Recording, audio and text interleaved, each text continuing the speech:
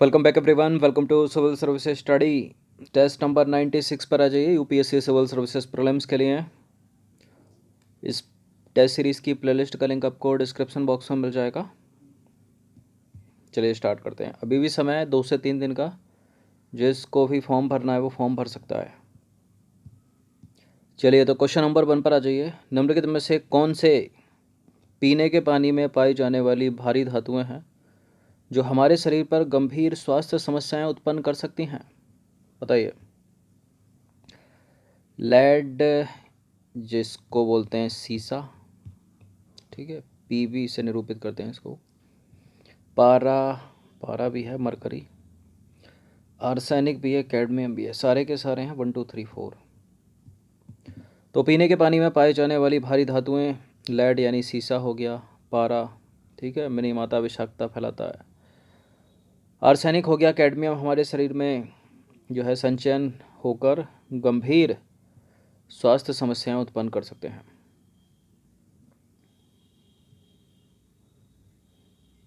Question number 2 है, निम्नलिखित कथनों पर विचार करना है। 2 स्टेटमेंट है यहाँ पर, बताने के इनमें से कौन सा करेक्ट होगा। संसद स्थानीय क्षेत्र विकास कार्यक्रम एक केंद्रीय क्षेत्र की योजना है। राज्यसभा के मनोनीत सदस्य इस योजना की धनराशि का उपयोग करने के हकदार नहीं हैं। देखिए, हैं, राज्यसभा के मनोनीत सदस्य भी हैं इस योजना की धनराशि के उपयोग करने के हकदार। संसद स्थानीय क्षेत्र विकास कार्यक्रम गलत है। दूसरा वाला स्टेटमेंट, केवल पहला वाला करेक्ट है। तो संसद स्थानीय क्षेत्र विकास कार्यक्रम एक केंद्रीय क्षेत्र की योजना है जिसकी घोषणा की गई थी दिसंबर 1993 में, और प्रारंभ में इसका क्रियान्वयन ग्रामीण विकास मंत्रालय के अंतर्गत किया जाता था, जिसे अक्टूबर 1994 में सांख्यिकी और कार्यक्रम कार्यान्वयन मंत्रालय को स्थानांतरित कर दिया गया। लोकसभा सांसदों से इस राशि को अपने लोकसभा क्षेत्रों में जिला प्राधिकरण परियोजनाओं में खर्च करने की सिफारिश की जाती है, जबकि राज्यसभा सांसदों द्वारा इस राशि का उपयोग उस राज्य क्षेत्र में किया जाता है जहां से वे चुने गए हैं। राज्यसभा और लोकसभा के मनोनीत सदस्य देश में कहीं भी, ठीक है, देश में कहीं भी कार्य करने की सिफारिश कर सकते हैं। तो गलत है दूसरा वाला स्टेटमेंट, क्योंकि यहाँ लिखा नहीं कर सकते। राज्यसभा के मनोनीत सदस्य इस योजना का उपयोग करने के हकदार हैं। चलिए नेक्स्ट क्वेश्चन पर आ जाइए। गुरुत्वाकर्षण तरंगों के संदर्भ में निम्नलिखित कथनों पर विचार करना है। गुरुत्वाकर्षण तरंगे अदृश्य तरंगे होती हैं। ये तरंगे केवल तभी उत्पन्न होती हैं जब दो ब्लैक होल एक दूसरे में विलीन हो जाते हैं, समाहित हो जाते हैं। देखिए, ऐसा नहीं है जब दो तारे एक दूसरे की परिक्रमा करते हैं तब भी गुरुत्वाकर्षण तरंगे उत्पन्न होती हैं। ये केवल वर्ड बड़ा ही दुखदाई है। स्टेटमेंट को अक्सर गलत करवा देता है। पहला वाला करेक्ट है, दूसरे को एलिमिनेट कर दो। तो गुरुत्वाकर्षण तरंगे अदृश्य तरंगे होती हैं, करेक्ट है पहला स्टेटमेंट, जिनका निर्माण निम्नलिखित कारणों से होता है। कौन कौन से हैं वो कारण? इनमें एक कारण है जब तारे में विस्फोट के बाद एक सुपरनोवा बनता है। जब दो बड़े तारे एक दूसरे की परिक्रमा करते हैं। सूर्य भी एक तारा है। जब दो ब्लैक होल आपस में विलीन हो जाते हैं। ये तरंगे अंतरिक्ष समय यानी स्पेस टाइम की गति से यात्रा करती हैं और मार्ग में पड़ने वाली किसी भी वस्तु को अपनी ओर खींचती हैं। अगर स्टेटमेंट ये पूछा जाए कि गुरुत्वाकर्षण तरंगे प्रकाश की गति से यात्रा करती हैं, तो गलत हो जाएगा स्टेटमेंट, क्योंकि अंतरिक्ष समय की गति से यात्रा करती हैं ये, स्पेस टाइम। क्वेश्चन नंबर 4 पर आ जाइए। निम्नलिखित में से कौन से भारत में शास्त्रीय नृत्य हैं? मणिपुरी, कथक, ओडिसी, सत्रिया। वर्तमान में भारत में 8 शास्त्रीय नृत्य हैं। इनमें कथक है उत्तर प्रदेश का, मणिपुरी भी है, ओडिशा का ओडिसी भी है, सत्रिया भी है। सभी के सभी तो हैं 1 2 3 4। इसका आंसर हो जाएगा ऑप्शन नंबर डी। तो भारत में 8 प्रकार के शास्त्रीय नृत्य हैं। तमिलनाडु का भरतनाट्यम, उत्तर प्रदेश का कथक, केरल का कथकली, ठीक है, और केरल का ही है मोहिनी अट्टम, आंध्र प्रदेश का कुचिपुड़ी, ओडिशा का ओडिसी, असम का सत्रिया और मणिपुर का मणिपुरी।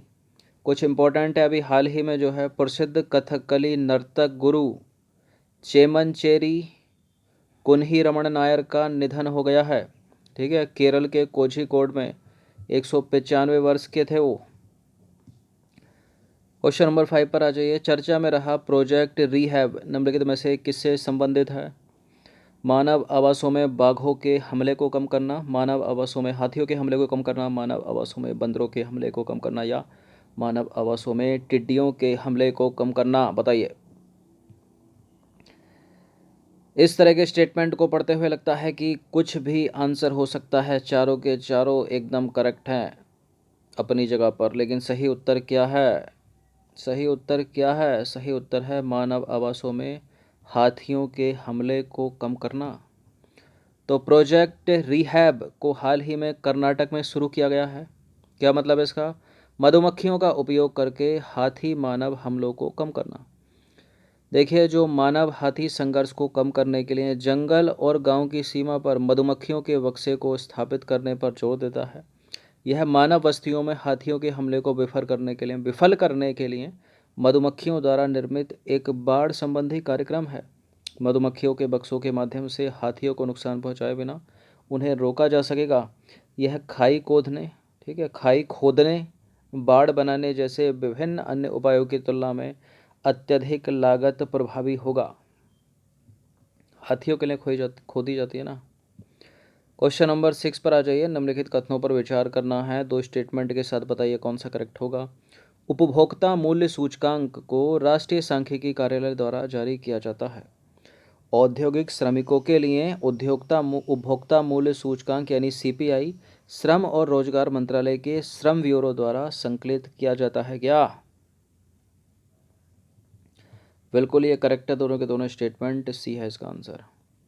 तो देखिए, यह सूचकांक कौन सा सूचकांक? उपभोक्ता मूल्य सूचकांक खुदरा खरीदार के दृष्टिकोण से मूल्य परिवर्तन को मापता है। इसे राष्ट्रीय सांख्यिकी कार्यालय, ठीक है, द्वारा जारी किया जाता है। करेक्ट हो गया पहला वाला स्टेटमेंट। उपभोक्ता मूल्य सूचकांक यानी सीपीआई, कंज्यूमर प्राइस इंडेक्स बोलते हैं इंग्लिश में इसको।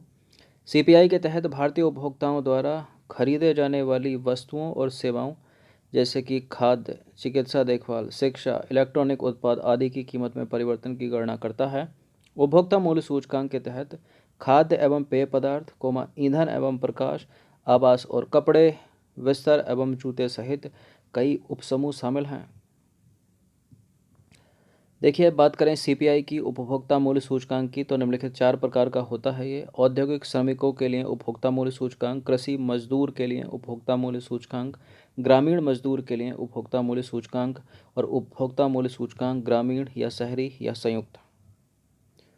क्वेश्चन नंबर 7 पर आ जाइए। निम्नलिखित कथनों पर विचार करेंगे, दो स्टेटमेंट के साथ बताइए कौन सा करेक्ट होगा।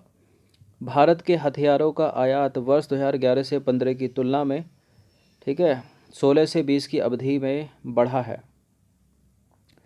ठीक है, 11 से 15 से देखा जाए तो वर्ष 2016 से 20 की अवधि में बढ़ा है।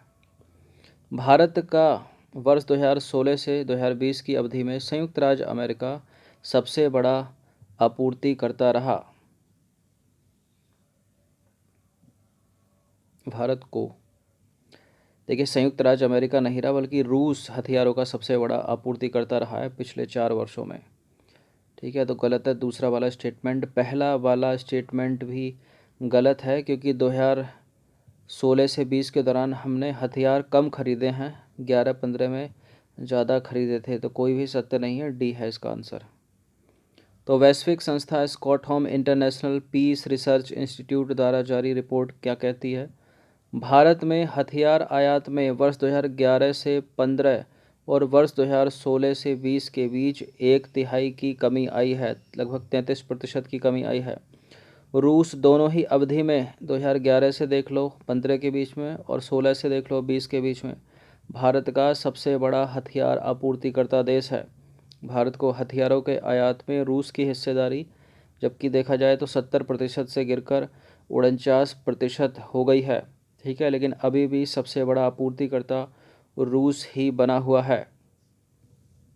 ठीक है, चलिए, अगर दूसरे पर देखा जाए तो दूसरा कौन है? फ्रांस। और तीसरा कौन है? ब्राज़ील। और संयुक्त राज्य अमेरिका कौन सा है? चौथा। निम्नलिखित कथनों पर विचार करेंगे, दो स्टेटमेंट है यहाँ पर बताने के इनमें से कौन सा करेक्ट होगा। नागरहोल राष्ट्रीय उद्यान वेस्टर्न घाट में स्थित है और यह नीलगिरी बायोस्फीयर रिजर्व का हिस्सा है। श्री बिल्लुपुथुर मेघमलाई टाइगर रिजर्व मेघालय में स्थित है। देखिए मेघमलाई हो गया तो इसका मतलब ये नहीं है कि मेघालय में स्थित हो जाएगा, गलत है, तमिलनाडु में स्थित है। पहला वाला करेक्ट है।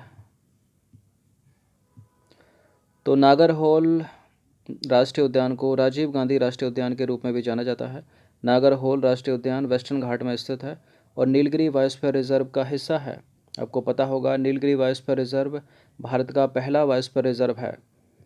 देखिए नागरहोल राष्ट्रीय उद्यान को 1955 में एक वन्यजीव अभयारण्य या बायोस्फीयर रिजर्व के रूप में स्थापित किया गया था और वर्ष 1988 में इसको नेशनल पार्क के रूप में अपग्रेड कर दिया गया।